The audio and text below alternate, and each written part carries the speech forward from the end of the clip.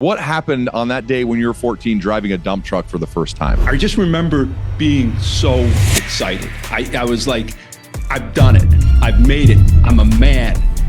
And all of a sudden, The people who make a dent in the world are willing to push their edges. you are never going to be in control of all of your circumstances. But failure is really not trying. Those things are so important. What have you learned from your years digging graves? As miserable as it was at the time, I mean, the stories coming out of it were hilarious. A leader in the construction world has an insane job. What are some of the commonalities among the ones who are the best of the best? They have high standards, but they know that they have to move the guardrails out a bit because they're like leading an orchestra. It teaches you resilience, it teaches you teamwork, it teaches you discipline to a process. What makes you guys different? We love figuring out better ways of doing things, more innovative ways of doing things, but we really focus on the craft. We call it the art of craftsmanship.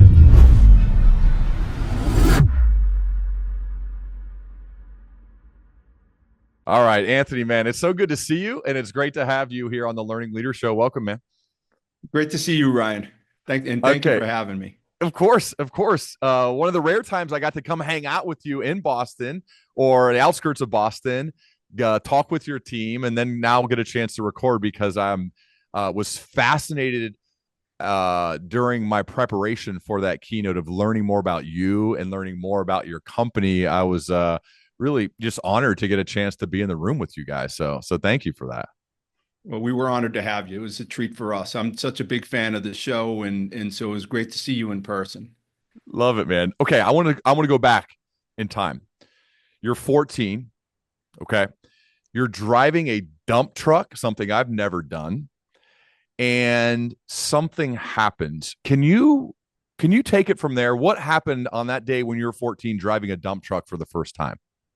Sure. So I grew up in a construction family. Like my uncle's grandfather, like the whole family was in construction. Small business, small company, about 30 employees, and not like it was a modern day Oliver Twist story or anything, but when I was 14, we worked and you'd weekends or after school or whatever, and we would demolishing a building, and our job was to fill the back of the dump truck up with the demolished cinder blocks, we would call them. And so, there was one day everybody was gone and my grandfather didn't have anybody to drive the truck. It was a 10-wheel dump truck. And he said, Anthony, come here. He said, I want you to drive this down the street to another site, and I want you to dump the truck and bring it back. I said, well, Grampy, I've never driven a truck. I don't have a license. And he says, well, don't worry about that. And he walked me through how to put it into gear and how the clutch worked. And he showed me the power takeoff, which allows the dump body to go up. So I started off and I was driving about 5 miles an hour down Main Street in the small town where we grew up, line of cars behind me, people honking, I'm sweating, and I'm like, but I was getting it down the street. And so, I pull into the dump site and I got the truck into reverse and I took out the power takeoff and started letting up on the clutch, and the truck body started going up. And I just remember being so excited. I was like, I've done it. I've made it. I'm a man. And all of a sudden, the cab jerked up in the air like really violently, and I was thrown back, and the truck body had flipped up on its end, and I'm up in the air, and I have no idea what happened.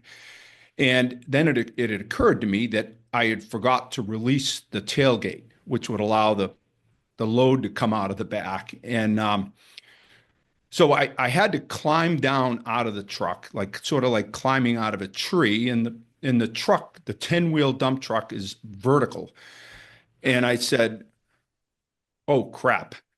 This is really embarrassing. Now this is pre-cell phone. I had to walk a mile back to the construction site and call my grandfather on a payphone. And, it was just really embarrassing. And so I think the lesson learned there for me at the time is, hey, details matter. I had missed one of the details that my grandfather had given me.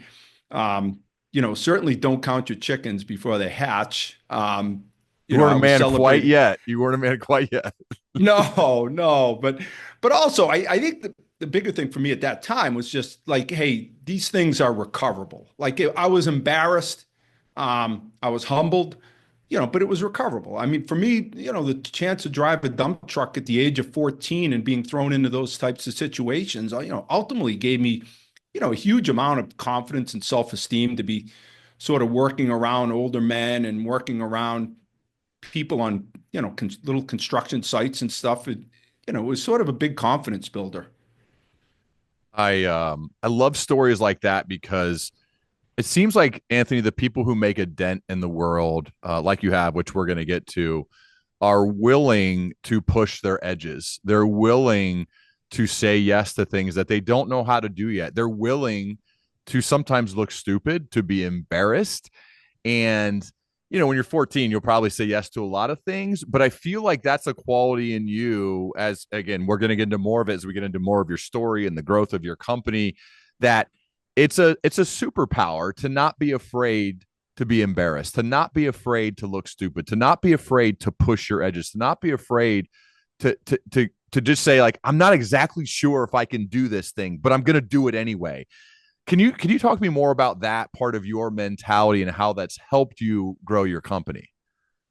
Sure. I think in construction, just you are never going to be in control of all of your circumstances. There's just too many different conditions, and you sort of have to be accepting of the fact that you are going to be humbled. You are going to there are times that things aren't going to go right, and I sort of learned that at an early age, and that it's okay to be embarrassed when things don't go right, provided that you learn from it and you put things in place to not let it happen again. But I think our whole story of taking risks and taking chances is I don't know, was it Wayne Gretzky that said you're going to miss 100% of the shots you don't take? And it is. It's all based on taking risks and understanding that they're not all going to work out. But failure is really not trying. We're going to drill down on a few of those. But before we do, you also have done something that I've never done. And I don't know if I've ever spoken to somebody who's done, and that you were a grave digger. You've dug a lot of ditches in cemeteries. What One, why was that a big part of your upbringing? And what have you learned from your years digging graves? Sure. So, as a small construction business, a big part of our work was digging graves for all of the local cemeteries. And, at the time, most of them were by hand. And, my grandfather always said, my father always said, hey, this is a recession-proof business. People are always going to die. And so he did things like that and snow plowing, another recession-proof business. And, those were sort of core things that the company did. It's 7.5 feet long, four feet deep, about five and a half. I'm sorry, 4 feet wide, 5.5 feet deep. And you would fill 22 wheelbarrows, wheel them up a plank onto a truck. That was the displacement from the coffin and the box that would go in the ground. And so, we would dig, I don't know, I'm on average, 3, 4, 500 graves a year. Wow. And I would do it after school. I would do it on weekends, summer vacations, and such. And it was, I'm not going to lie, it was hard. I mean, wintertime, you're out there with a jackhammer to get through the frost. It's cold in New England. Um, when it's raining and, whatever, you had to get the hole dug. Um, but I would say, as miserable as it was at the time, I mean, the stories coming out of it were hilarious. Looking back, it's, you go out, you go out and get the coordinates, map coordinates from a Catholic priest at a rectory or something. You go down and you map it out, and and it at the time it seems like, oh my God, this is a huge feat. How am I going to do this by myself or with another person? But it's just one shovel at a time, one wheelbarrow at a time, and you just sort of keep going. There's one story. At one time, we dug a grave, and that night the phone rang at the house, and my father came in to see me, and he says, Anthony, you dug the grave in the wrong place. He said, they had the funeral today, and it's in the wrong lot. And there might have been some yelling and some F-bombs dropped in there, but the next day he brought me down the cemetery. We marked the grave out in the right place, and I had to redig the hole, move the box over and fill the hole back in, and do this all while the family was watching, which was really embarrassing. And I wanted to blame the priest for giving me the wrong coordinates. Catholic Church at the time wasn't known for great record keeping, but that's sort of a lost cause. But in any case, grave digging taught you to, when something looks daunting, when something looks like, oh my God, this is a big job, to just have a process, one wheelbarrow at a time, a foot at a time, a shovel at a time, however you want to break it down, and to just follow that process and have discipline to it. And it's much the same as like we're going out and building a really large project now. It might look, too daunting or too challenging. It's just like, hey, break this down into little pieces and just, and follow a process. I would say the other thing that it really taught me is that when you make a mistake, to own it. It wasn't right to blame the priest for screwing up. I needed to own it, and that's why my father had me go down by myself and fix it. Clean up your own messes. And so I don't know. Grave digging taught me a lot of sort of things like that. It was, as miserable as it was at the time, there were great stories that came from it, and a lot that I learned. Got you. And I feel like, I'm sure you feel this way as a dad, putting your children in positions to where they have to do things that are both mentally and physically taxing helps better prepare you for the future adversity that you're going to face. And I'm curious to learn more about that, of like, how intentional was your dad about that? Or was he just like, hey, this is the work that needs to get done, Anthony, go do it, go dig the grave? Like, how intentional are you as a dad of trying to put your children in positions to stress them physically and mentally to better prepare them for what's going to happen in the real world? Yeah, it's interesting. I don't think my dad was intentional at all. I think it was like, hey, this is the way I was brought up, and you're going to do it too. And it's just, this is what you bought into. And now I've told him over time, my dad to me and my brothers is like God. He is the greatest human being ever, taught us so much. But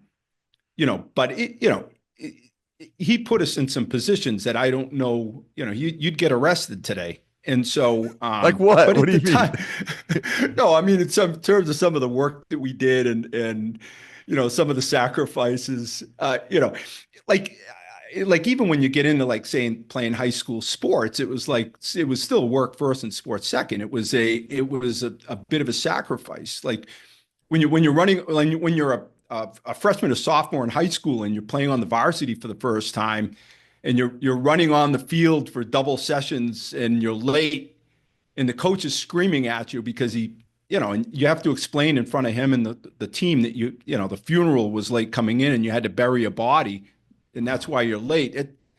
It's a bit humbling. And so there were lots of moments like that where, again, it's not intentional, but it sort of, taught you that sacrifice is important.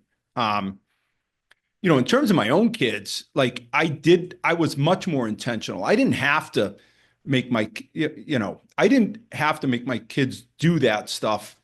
But I did, because I wanted them to have the same benefit of, learning work ethic, of sacrifice and what it means, but also to be put in challenging positions. And so, my daughter who works for the company now, was working on construction sites when she was in high school, for instance. My son, joined my daughter on a project we were building in Harlem, renovation of a building in Harlem, New York City, tough area. Um, when he was in high school, he stayed, he lived with her down in the city for a month. He learned the whole subway system. But, for a high school kid to be working on a job like that and seeing things in New York City that you see is sort of a big learning experience.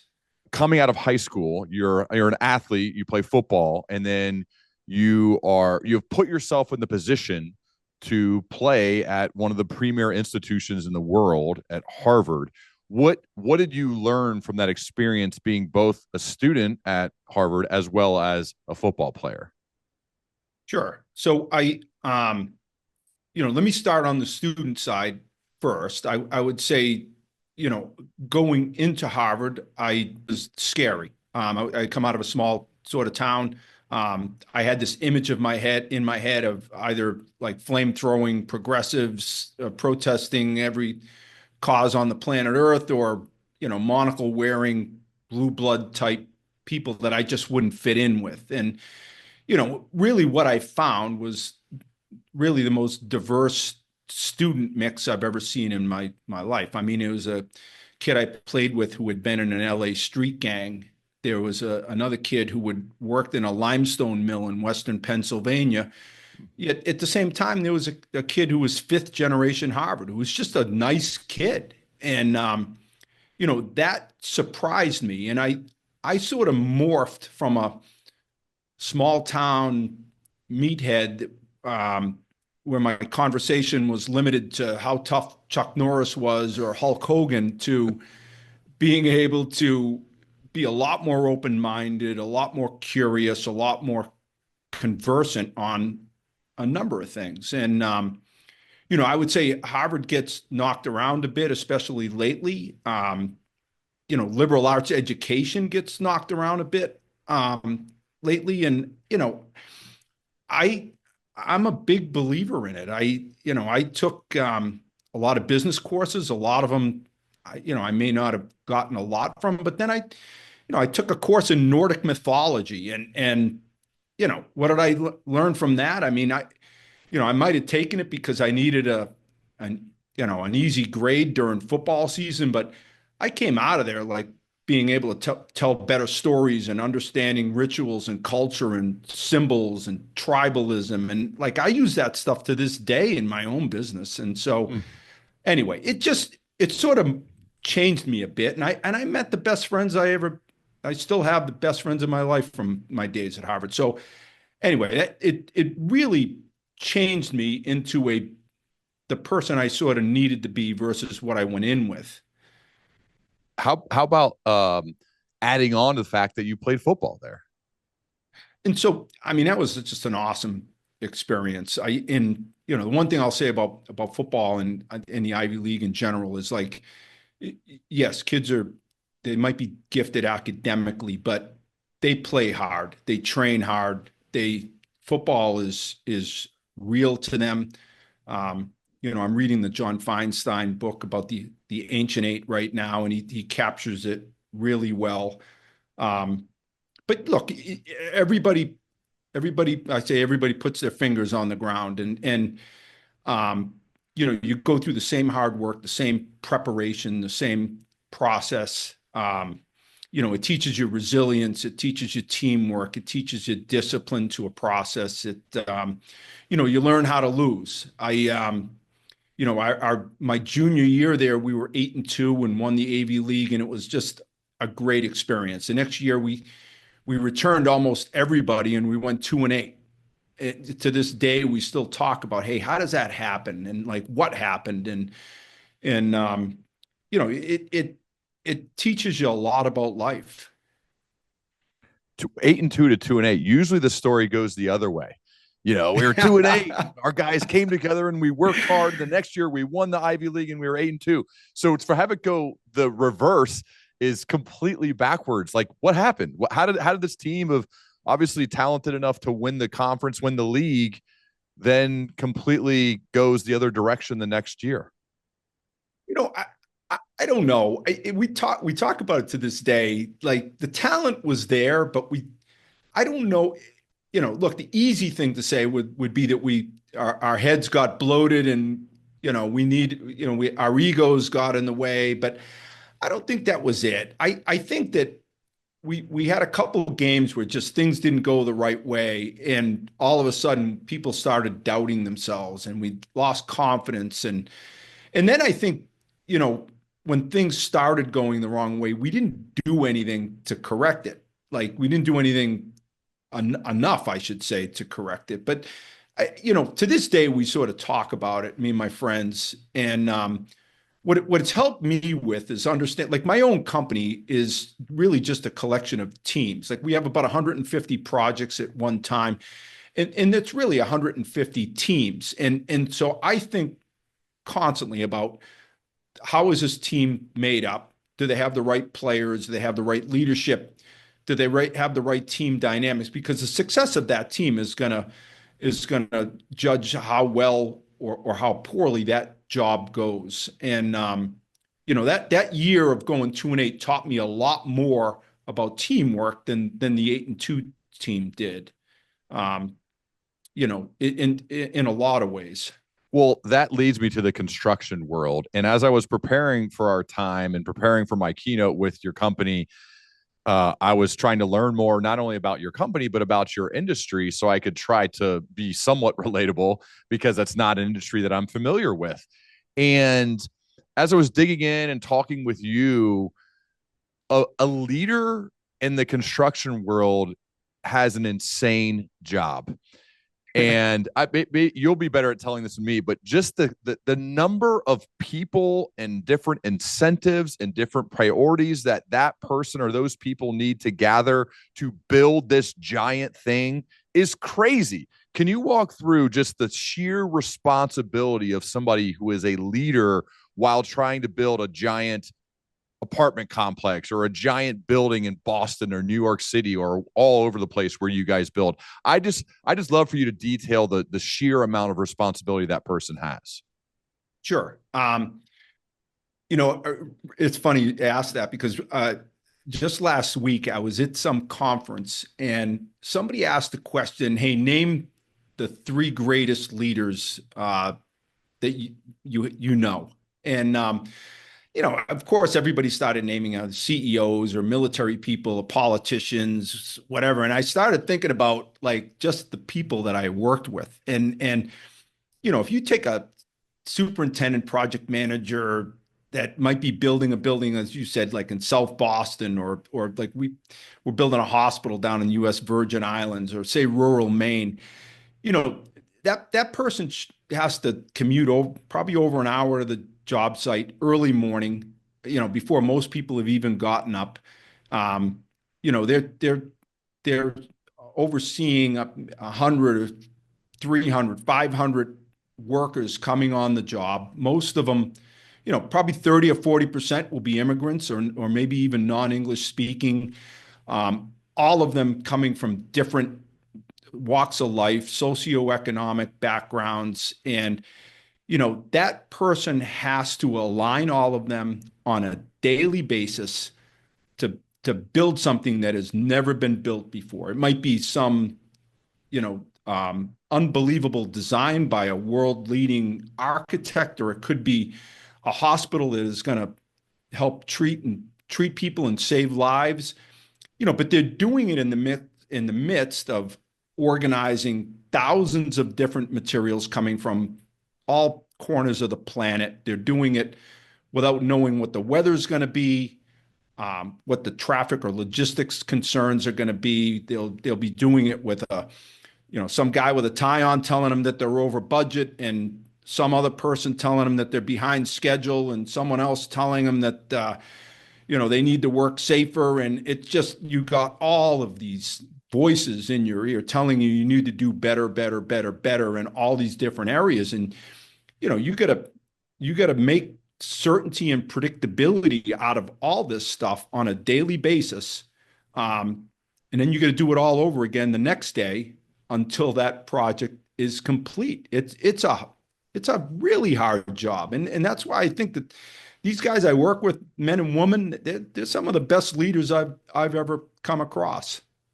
What are some of the core themes, the core qualities and actions of those managers, superintendents, the ones leading on job sites, leading a bunch, hundreds and hundreds of different workers for them, some of them who don't speak English? Like, what are some of the commonalities among the ones who are the best of the best? And obviously we look to hire for these things, Yeah. but the best of the best are going to, I call it have guardrails, right? They have high standards, but they know that they have to move the guardrails out a bit because they're like leading an orchestra, and not every person is You said going to do guardrails. things. Hold on, what's that? You said, I thought you said God rails. I was like, wait, God? Wait, okay. Guard. So nice Boston accent. My Guardrails. Okay. Boston accent. Oh, sorry I about love that. it. Guardrails, high standards. Okay, proceed. Sorry. I feel like Ben Affleck in the Dunkin' Donuts commercial, but yeah. But um, but look, you're leading an orchestra. Not every person is going to play exactly the way you want to play. You have to have some tolerance levels, and but you got to hold high standards. You got to have attention to detail. You got to have a sense of urgency because everybody's trying to create an excuse why not to do something, and you have to fight your way through that. You have to have great leadership abilities in terms of fighting through problems and keeping people aligned. So it's not that different from the skills I learned on the football field. A lot of these people have them. They have an ability to take criticism and not let it bother them.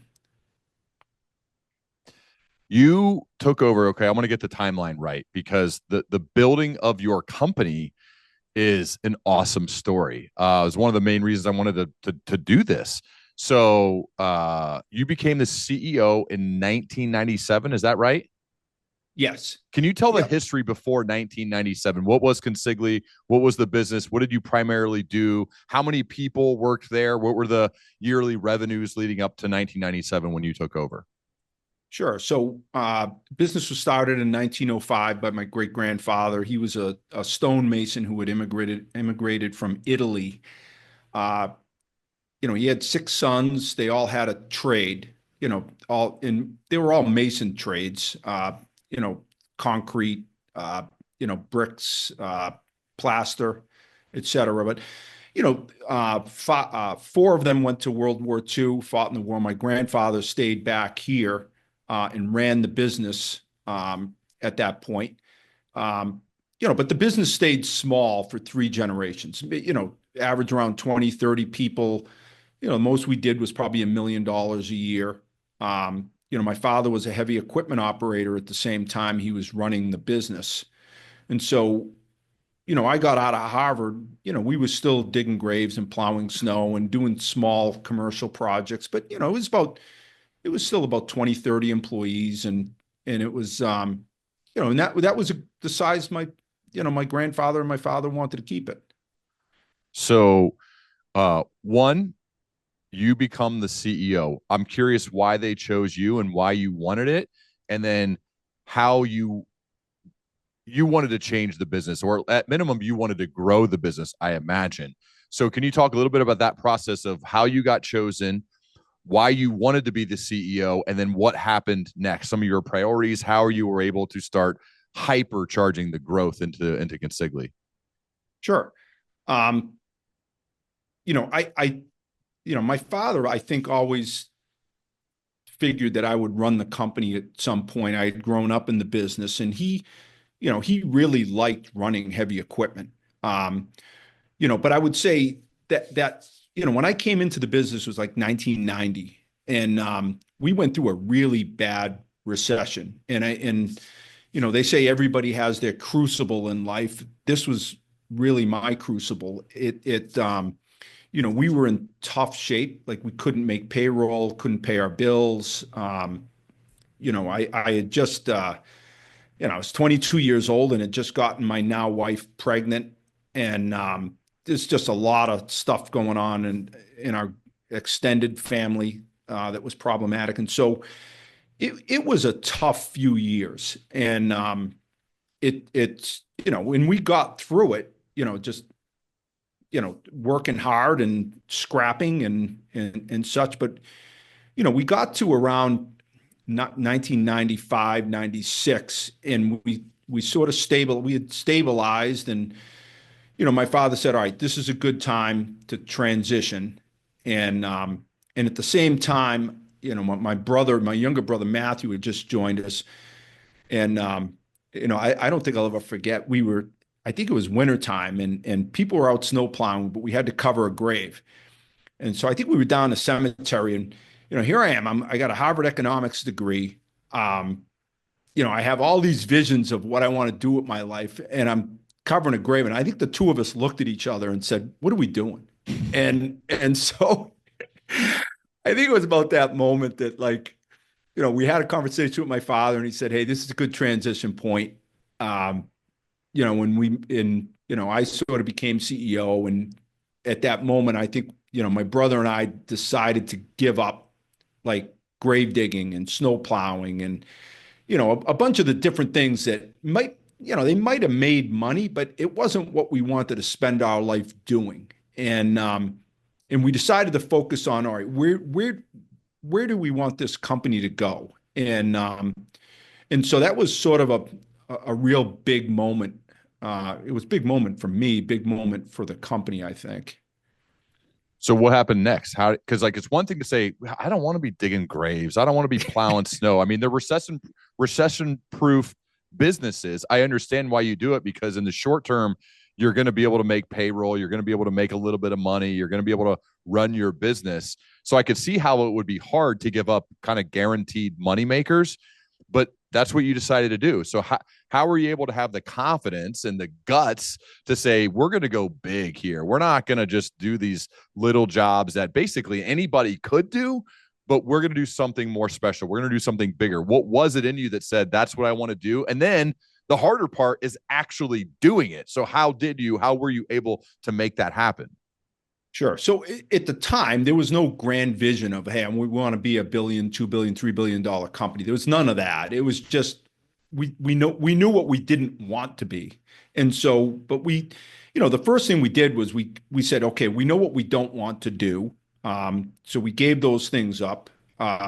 Second is, like, we started focusing on larger jobs, like jobs that could span a year or 2 years, help us get through a recession if we were to have another recession. And so we took some shots on doing some projects that were a little bit out of our wheelhouse and a little bit bigger than, and there were challenges, but, I'll tell you what, we planned them real well. We executed really well, and it started to help make a name for ourselves. But there was definitely some risk taking there.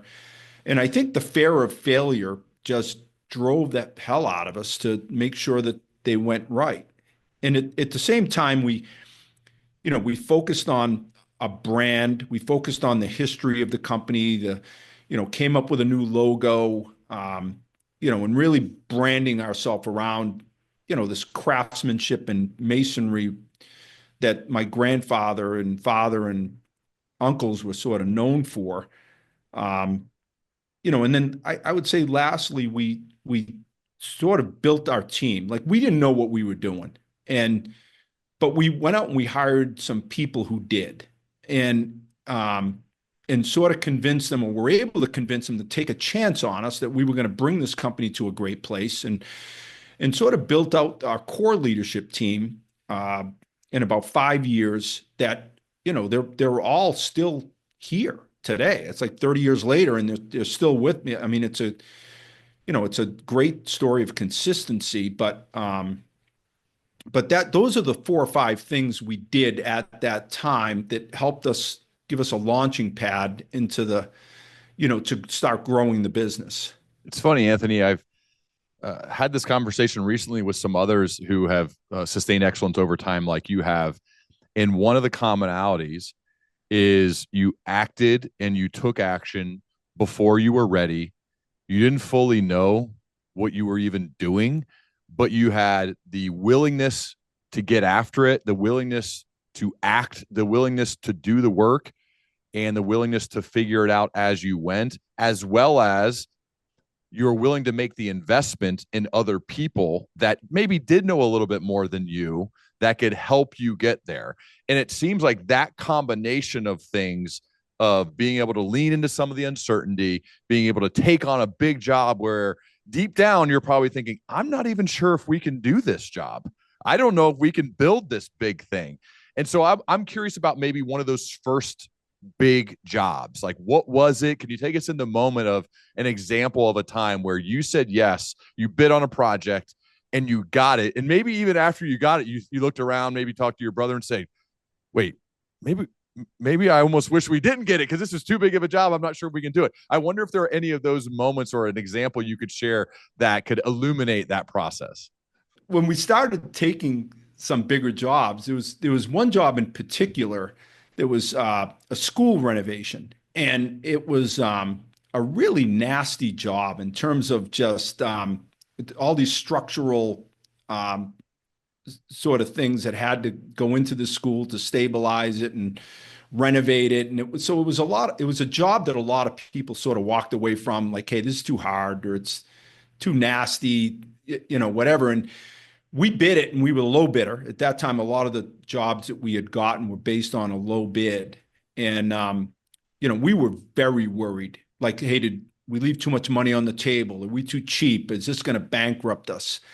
And, you know, we, but we had started taking a few smarter people on board the team, and just really helped us plan it really well. And I'll tell you what, we killed the job, absolutely killed it. Made enough money to really help give us the confidence, and got done on time. And it gave us the confidence to go out and do it again, and to build a bigger job, or go after one slightly larger. And we made so many friends on that job who were so impressed with us that they started referring us to other people. And, it's the Ken Blanchard concept of raving fans. It's like, if you have promoters out there that are going to promote you, you know, that's better than anything. And in terms of building a business, and so we sort of relied on that. I was gonna, yeah. What was different, or what is different? Because you're still actively building this thing. Like, I got to sit in and see all of the financial meetings too, and your sales leaders, and it was fascinating to learn all of that. What's different about you versus others who are bidding on these jobs, or others who are doing similar work in the construction industry? What makes you guys different? Um, it's a great question. You know, our competitors, like any industry, they all get paid too. They're all very good at what they do. I think our business, you know, we really love the building process. Like, we love building. We love figuring out better ways of doing things, more innovative ways of doing things. But we really focus on the craft. Like, sometimes construction can become too much of a business, and you forget like why you're in the business. And, like, because we grew up around a lot of tradespeople, we have such a respect for what they do, that when we get into a project, we really want to figure out, okay, we call it the art of craftsmanship. How can we do things better, more differently? But I think the thing that we do better and continue to really work on is that, to be a builder first and a construction business second. And I would say, secondly is, we really focus on the client service aspect of it. It's you know you can go to a restaurant and have a great meal at a great price and all that kind of stuff, but if the service isn't what you expect, it's not a great experience. And for someone building a building, you can be safe, you can have high quality, you can have the right price, you can be on schedule, but if the experience stinks, you're not going to want to use that person again. And so we do focus on the experience side of things. And lastly, I think we just want to hire great people. Like, um, I want to work around people that I know, like, and trust, and so a lot of work goes into how do you find those good people, and so I think those are some of the things we do maybe a little bit better or a little bit differently. So when you take over in 97 as CEO, I believe, fix these numbers if they're wrong, there were roughly 25 employees and you guys made around 3 million bucks a year. Yeah. Uh, where are you at now, employees as well as revenue? So we get about 2,400 employees. We're about 3.5 billion, revenue. We go from the Virgin Islands, we skip over, we're in North Carolina up through New York and New England. That's And insane. I mean, it's I, a, but I feel like though the reason that your story is also inspiring is because you mentioned you could easily go back and fix the story and say, well, I had this vision to be a $5 billion company and we're close. But instead, I feel like part of what's inspiring to me, at least, is you've put one foot in front of the other. You've taken risk. You've hired really well. You focused on craftsmanship. You've surrounded yourself with great people. You have great service for the people you work with. You do so your work is so excellent that then it leads to raving fans, which then fills your pipeline full of work almost more than you can even fulfill. Is that like an accurate summation of what you've tried to do over the years? I mean, that's what we're trying to do. I mean, in most cases we succeed. In some places we fall down, or we call them dropping the eggs. Don't drop any eggs. But yeah, that is the intention. And so, but it does all start with people. Yeah.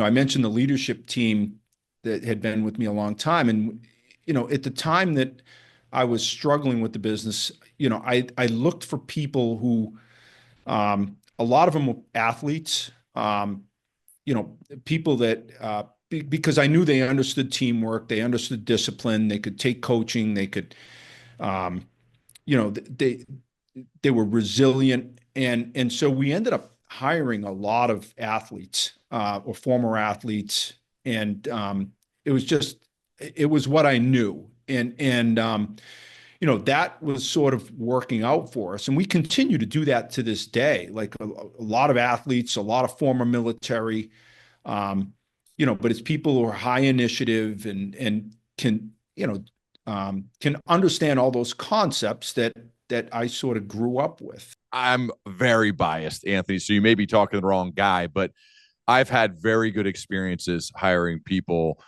from that background, not exclusively, but and get criticized by HR departments from time to time because they're like, that's you, so you're just hiring people like you. But there is an element to people who either served our country in the military, which I met a number of them after I spoke at your company, and like including guys who were super high up and impressive, as well as people who played quarterback or who were college athletes. I just feel like there's something, not across the board, but there's something special with a lot of those people, the men and women who have played sports at a really high level when it comes to resilience, preparation, coachability, so big, and working with others, which in the construction world you got to do. So it just seems like it makes a lot of sense as to why they would do well at your company. Yeah, I mean, I just read a recent Harvard Business Review article that came out. A business professor had done a study there that showed that former athletes, over the course of their career, will make more money and go further in their businesses than people who hadn't played sports. Now, that's not to say that sports is the end all be all. It's just that on average, they do better. And it's for the exact same things that you just talked about. Now, can you get that in the military? Sure. Can you get that in the performing arts? Sure. But you got to be able to show those same qualities. And as we talked about earlier, a construction site is filled with hundreds of different personalities and people of different education levels and cultural backgrounds. you need somebody that sort of understands that teamwork and how to work in a large team. And that's why former athletes do work well in construction.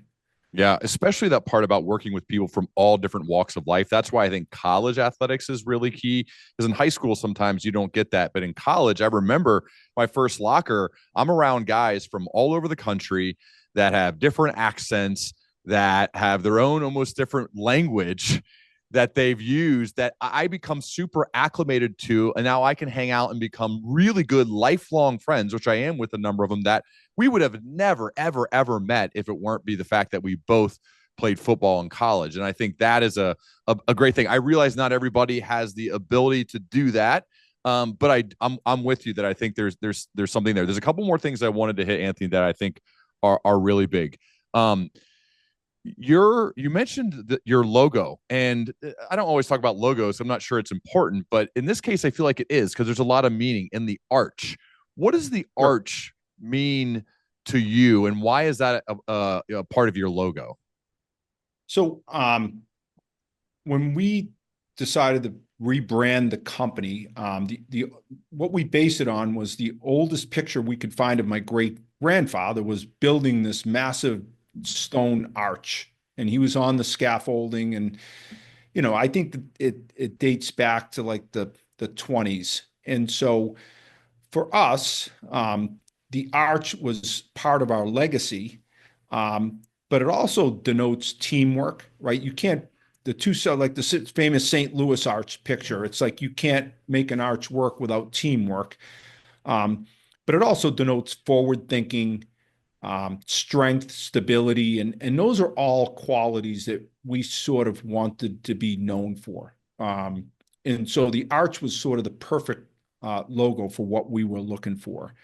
Um, at that time, I was reading a ton of like the only place I could go was like reading like Jim Collins books and Harvard Business Review. Like my wife would drive and I would read. I mean, this was pre-podcast days, and that was sort of my business school experience. It was like just reading everything I could pick out. And so a lot of the Jim Collins stuff, which is awesome, was based on building a great lasting company. And so the Arch was sort of the perfect representative of that. You mentioned building a great lasting company, and you and your brother and your family have intentionally set it up in a way that you're a very wealthy guy, but you could be a much, much wealthier person. You I don't fully understand what an ESOP is. I know some people do.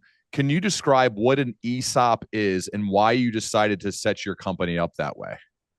Sure. So an ESOP is basically an employee stock ownership program. We transitioned the company about 6 years ago into an ESOP. Um, you know, Over the course of my career, I have seen a lot of construction companies close their doors. And a lot of these construction companies I admired and I sort of wanted to model our own company after. And I was watching them all close because they had a hard time either doing the leadership transition, or they would take two or three bad jobs that ultimately sank them. Construction has the second highest failure rate of any business after restaurants in the United States. And going back to that recession of 1990, fear of failure is a real thing for me. And so I don't want to take a fourth or fifth generation company and not have it last, not be a lasting legacy type company. My brother feels the same way. So we started talking about, what are the things that we can do to make sure that this is a long-term sustainable legacy type company. And we made the decision, like after studying a whole bunch of different models, that the ESOP was really the best model for achieving that. And for us, it wasn't about the money. Like if we died and had two extra bags of cash, but the company had failed, that would be a failure, right? I'd rather die with no money, but still Consigli Construction be around and in a great place. And so for us, the ESOP became an easy decision. And it took a few years to start making an impact, but I will say neither of us have any regret. We look back and think it was absolutely the right thing to do. And for an owner, like myself and my brother, we feel like we're much more part of a team now. Like I'm an employee, I get a check. My name's on the door, okay, but I still feel like I'm more of a team and part of a team, and that's a good feeling to have. So the company just structurally is owned by all of your employees. That's correct. How does that work? Yeah. I mean, basically, it's almost like it's really they own stock in Yeah. the company, and there's a vesting program. You get to be here for so long, and provided the company does well, which it has, they can make a lot of money. Yeah. And you know what? Construction's hard. It's damn hard. So they should make a lot of money. Um, During COVID, and COVID was a tough period for construction because everybody else is at home on their couch, and we're out working because you can't build a building from your living room. And so I remember my daughter calling me. It's early in the morning. She's in Maine and she's driving to it's like 20 below zero. She's driving to a job. It's dark out, and she's like, "Dad, why am I doing this?" And her husband's at home. And I said, "Hon, I don't know. I was trying to come up with something. I'm trying to be a father and a boss at the same time." I said, "It's sort of like, why would a farmer follow their dad's footsteps into farming, but I said, look, I know there are hard days, but there's also a lot of days that are really rewarding. The day you open a project and people are seeing it for the first time, or the day you raise that last piece of steel, or just the ability to do something with a good bunch of people that's really hard, really challenging, but you do it together and you succeed. Like you can't get that in other businesses." And so, we talked about that a lot because construction does have its hard days. And so I think one of the benefits of being an employee-owned company is it just binds everybody together a bit better than a normal corporate structure would, whether it be a publicly owned company, privately owned company, whatever. So anyway, I think it's a real asset for us. We talk about ownership, like they legitimately own it. I mean, it's not just like a saying, it's real. I think that's a big deal. And I love that you guys have structured it that way. To close, Anthony, I have one more question that I think a story that's actually ties everything we've talked about together, because again, I think the way you've approached it's inspiring to me. That's why we're having this conversation. It's why I love being with your team in Boston. You're out in Colorado. I believe you're with your brother, your son. You guys are going to go for a big hike, like a tough one. Can you take me to that story, to that moment when you're in Colorado about to go on a big hike together and what you learned from it? Sure. I'm a big hiker, as I know you are. Yeah. And we decided to go out to Colorado to try and do a 10,000 footer. Hiking for me is sort of a release. It helps me think. So we went out and we're at the base of this mountain. We had a guy. He was a little old guy. I think he smoked a lot of pot, but that's just me. And we're getting ready to go. And I said, "Well, where's the trail and where's the map?" Like I'm used to hiking in the White Mountains. It's pretty dense and you can get lost very easily. And he said, "Well, we don't need a trail. We don't need a map." I'm like, "Well, how do we know where we're going?" And he says, "Well," he just pointed to the top of the mountain. He says, "Well, we're going there. We're going up."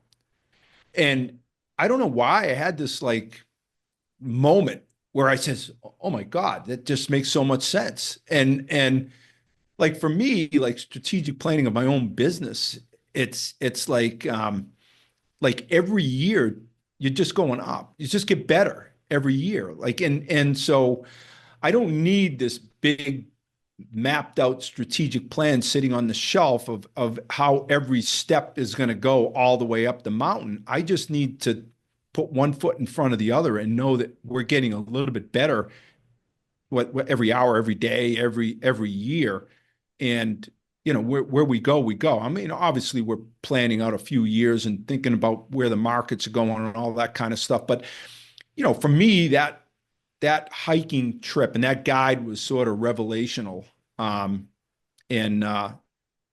so anyway, that was my strategic plan, I guess.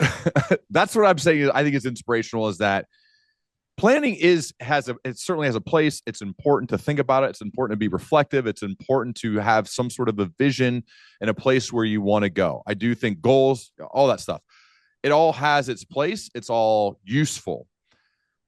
With that said, the willingness, the ability, the endurance to get up, get to the job site, take the next step, go up, get to the top, and then go up to the next one and the next one and take the next step. There is a lot to be said from a guy who takes over a very small business that had been small for multiple generations. That's the key part here. When I dug deeper, I'm like, wait, it was a small business for multiple generations of humans. Then you get in there and you have a mentality of, I'm going to take some risk, but I'm going to take the next step and the next step and the next step. And that stuff compounds so much over time that you can go from a $3, $4, $5 million business to a $4 billion business serving 2,400 employees who are doing great work, who now actually own the business. Dude, I love it. And I think it's very inspirational. I really appreciate you being here. I appreciate your friendship. I appreciate your trust in me to come spend time with your team. And I know that this won't be the last conversation we have. I'd love to continue our dialogue as we both progress, man. Awesome. This has been a lot of fun for me to talk with you. Like I said, your podcast has been a great learning tool for me as I continue on my own journey. It means a lot, man. It really means a lot. I really appreciate it. Thanks so much, Anthony. All right. Good to see you, Ryan.